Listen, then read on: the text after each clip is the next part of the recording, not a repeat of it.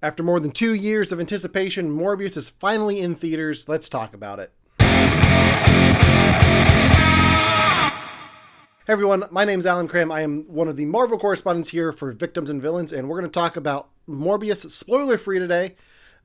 Here are my thoughts after just seeing it in the theaters. Without getting into spoilers, there's a lot of style to this movie, but not much substance. Jared Leto is not the problem with this movie. Jared Leto is actually charismatic in moments as Michael Morbius, to the point where I want to see more of him as that character interacting with other characters. The problem is the movie focuses so much on the action and the style of what Morbius's powers are that it takes away from the character interactions all over the board.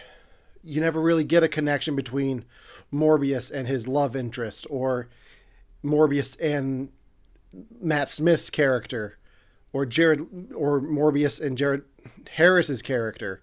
There's just not really any time for these characters to mesh together. Instead, the movie focuses on giving you a whole bunch of super stylized fight scenes and action, which is fine, but it takes away from the overall story and quality of the film.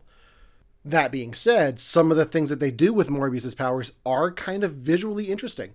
I think compared to something like Sony's Venom, Morbius is the more interesting looking of the characters with the power set. The way they showed his flight ability or his echolocation, it all looks very good on film, but the story at large suffers because of the focus on that. One of the main story issues that I have with this film is it doesn't take time to breathe. There are moments that would be interesting to see on screen, but the film intentionally takes them away from you immediately. You don't get to see scenes that were in the trailer.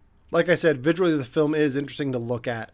There's a great use of the color purple in the credit scenes and in the film itself, which breaks away from some of the other colors that you usually see in a superhero movie, like reds and blues or yellows.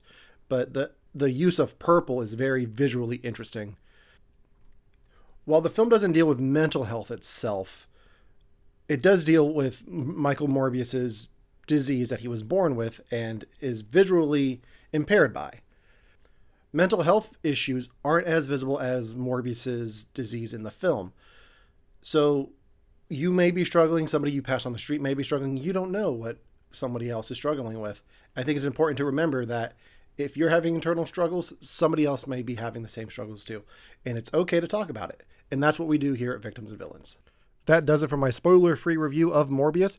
If you want to hear our spoiler review, you can head on over to our Twitch channel where Josh Howell and I deep dive into Morbius, covering spoilers, the plot, and those end credit scenes. So head on over to Twitch if you want to see that now. Otherwise, that'll be dropping on our podcast feed and YouTube channel this Saturday.